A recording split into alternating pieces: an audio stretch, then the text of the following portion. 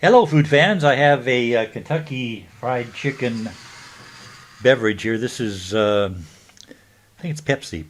In fact, Pepsi was a stock that I owned. PEP is the stock symbol, just for those of you who like stock market financial stuff. Pepsi once owned KFC, Kentucky Fried Chicken, and so I guess that's why they have Pepsi instead of Coke at Kentucky Fried Chicken. And I have a two-piece meal here with a biscuit and coleslaw, and we will eat and do a review.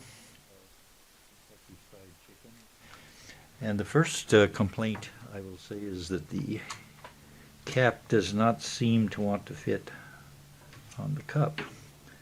And if it doesn't, it doesn't. I will be very careful not to spill it.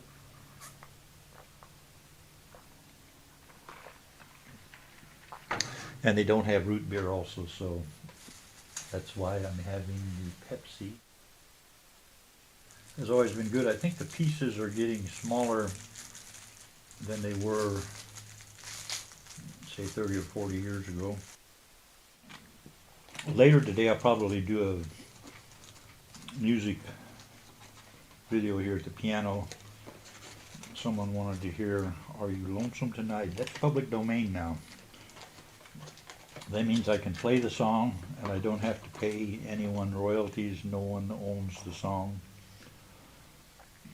Public domain. A lot of good songs going into public domain. Every year there's a new crop of songs that go in. If you're a musician, you'll find that a lot of the songs that were hits recently, they have since gone into public domain. This chicken is quite delicious. I'll talk a little bit about the Gong Show. Someone mentioned the Gong Show and they thought that the second Gong Show, the first series of Gong Shows was in the 1970s. It was hugely popular. And then in 1988 and 89 they made 130 different Gong Shows. I was on 13 of the Gong Shows plus the pilot. And the person who asked about the Gong Show thought that the show had failed, but it has not. The title still goes on today.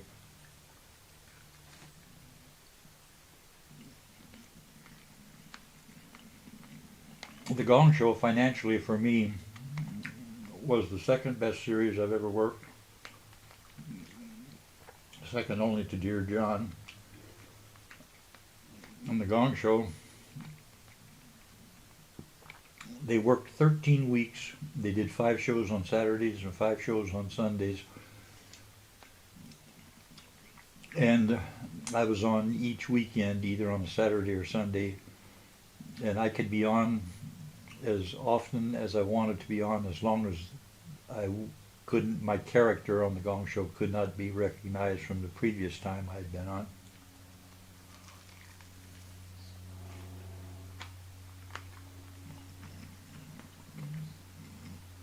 So I came up with a lot of different characters and performed on the Gong Show. But the big money, we'll save that story till later, just a few minutes. The shows I did were all after shows. I meant it was the Union Show, American Federation of Television and Radio Artists, and each time I performed a character on the Gong Show, I made approximately $440. Then if that show reran in syndication, I would get another check. And if it reran again, I'd get another check.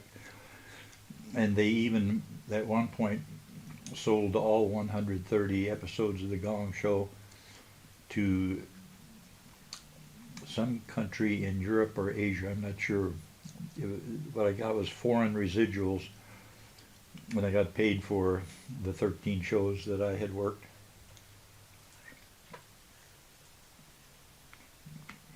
And it was indeed good money. And the people who worked on the Gong Show were incredibly talented.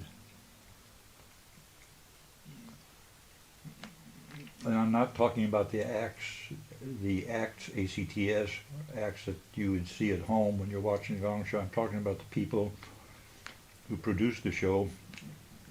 The first season, 1970s, Chuck Barris was half owner. He owned half of the rights to the Gong Show. And Chris Beard, two different people with the same initials, CB, Chris Beard, Chuck Barris, were the co-owners of the Gong Show. In the 1970s, then from the 1980s, Chris Beard bought the show.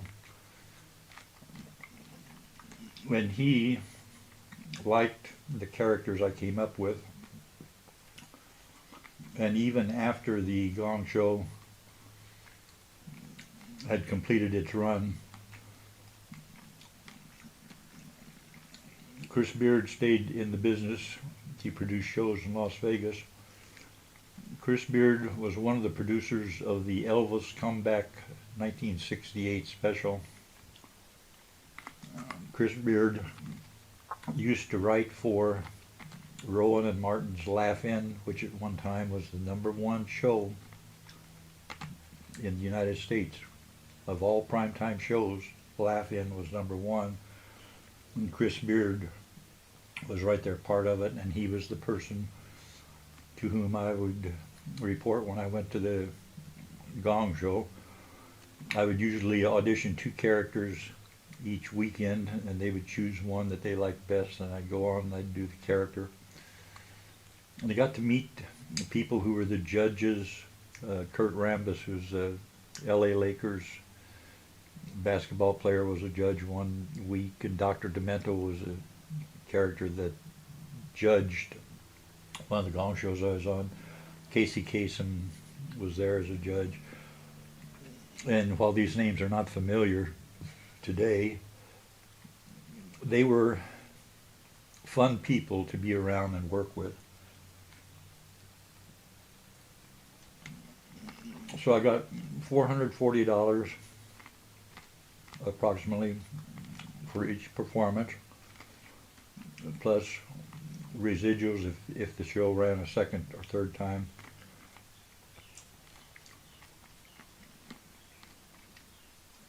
When I won 2 of the Gong Shows I was on. I was on 13, as I mentioned.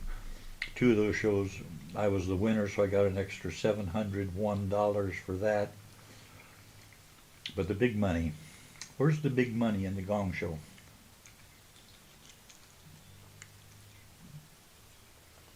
The big money?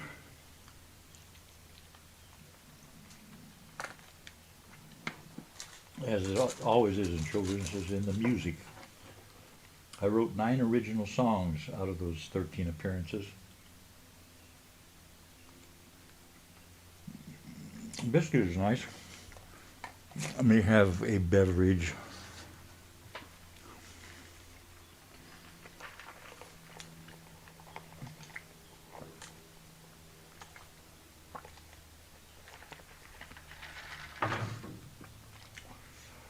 The way they handle the music, let me get some coleslaw.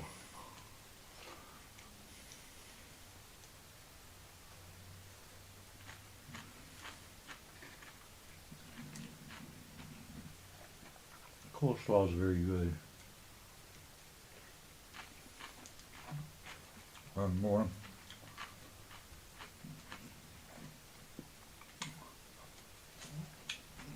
I would fill out a form when I went on the Gong Show with an original song. And I would put down all the information that was necessary, the name of the writer, the name of the person who wrote the music, the name of the person who wrote the lyrics, and that was always me. And if the show ran for 45 seconds or more, or if the song, my act, if I went 45 seconds or longer, I would give it called the full boat, the full amount of royalties for having my song played on the show. And that, by the way, there's a moth flying around in here. The amount that a full-length song, here's the little moth.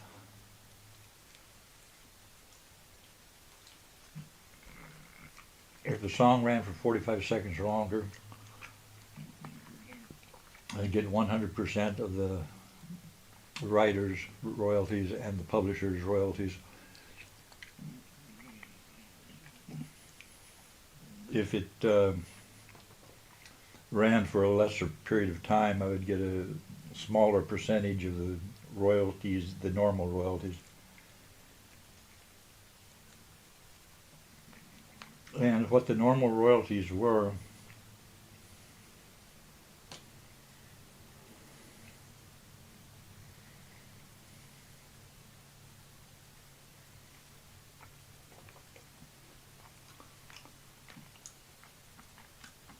normal royalties were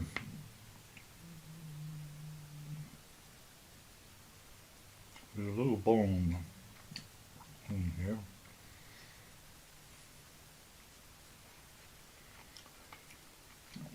The normal royalties would be about $8 per station.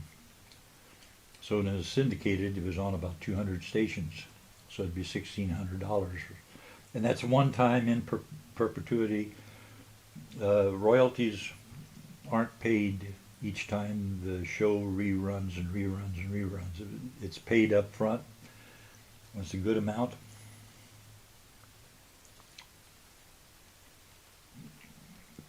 It would still help fatten your billfold.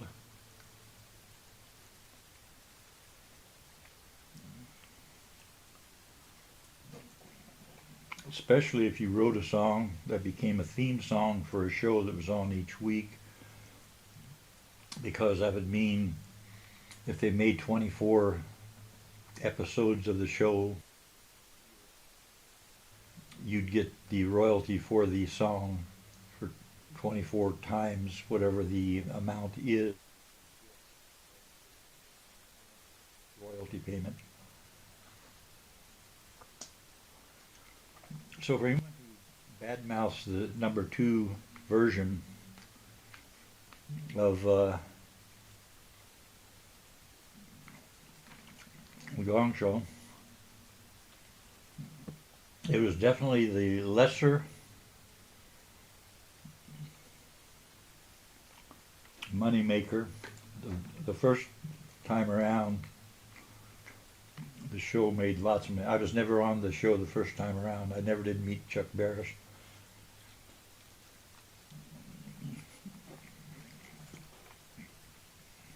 But I would guess they're still pulling in $1 million a year somewhere with the Gong Show, the licensed Gong Show.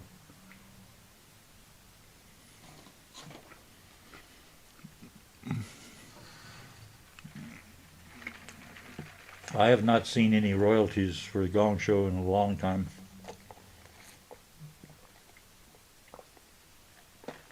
While we're on the subject of the Gong Show,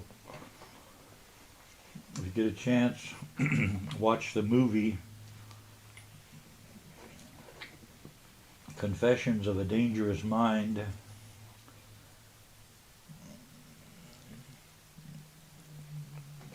Which was written by Chuck Barris.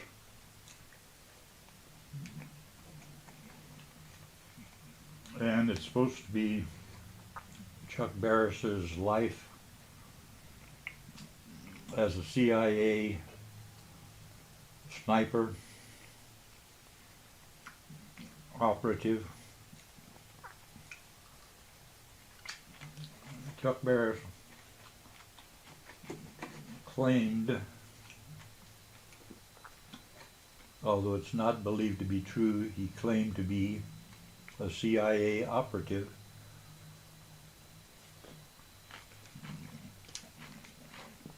And he claims to have killed 33 different individuals doing his job.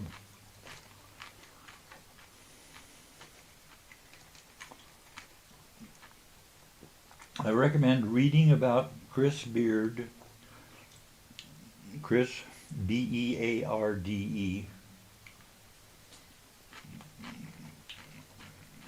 and read about Chuck Barris, and you'll see that they were interesting characters.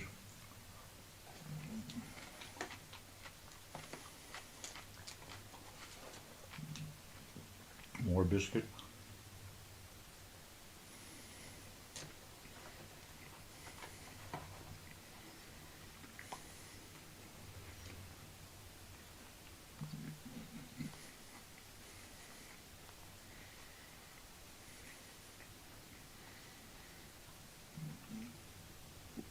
I pretty well have my number 2 storage building built.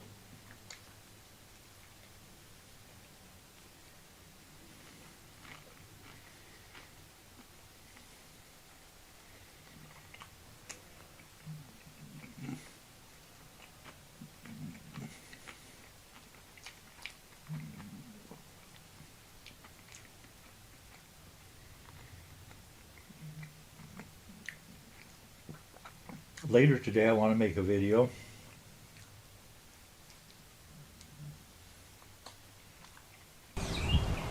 and I'll do a song that was performed by Elvis Presley. He did it as Dallas.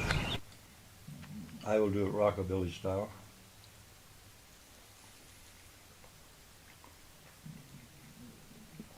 I released it in 1966. It has become a collector's item. If you find it somewhere, and the price is less than $100, buy it. That's just a suggestion. Read about the value of vinyl records and check out the value of Herman Schmerdley. That was me. It was one of my voices, one of my names that I used when I was making records, vinyl records back in the 60s. 1966 I recorded Are You Lonesome Tonight? I did a rockabilly version of it. And that is a collector's item.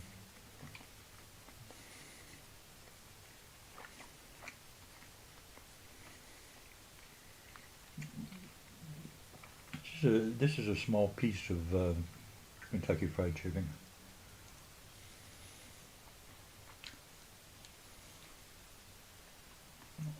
I think this cost $7 and something. Prices for the fast food meals are going up.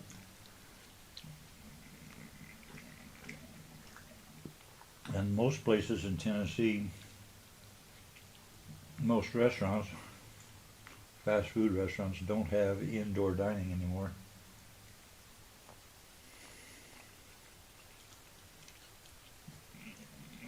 COVID messed things up for the food industry.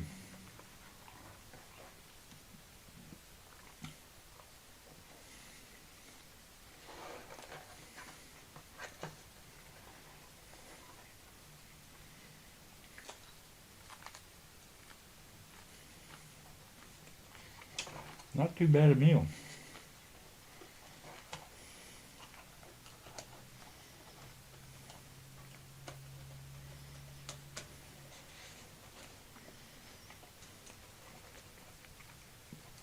A little bit more slaw here.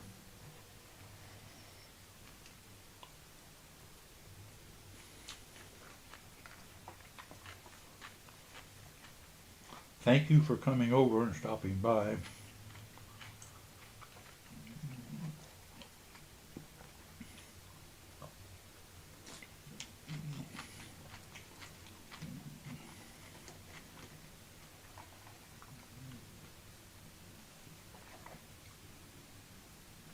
Hope all is going well for you. Coleslaw.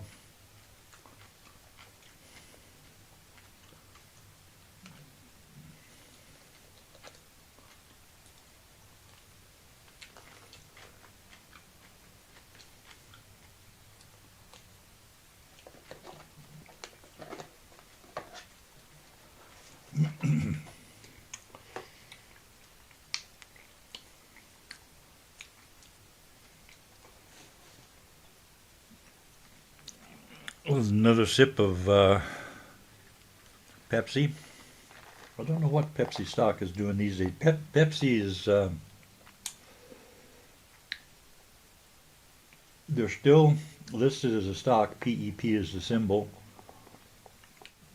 But KFC and Taco Bell and what else? KFC, Taco Bell, and another fast food place. 3 fast food places have the stock symbol of YUM, yum.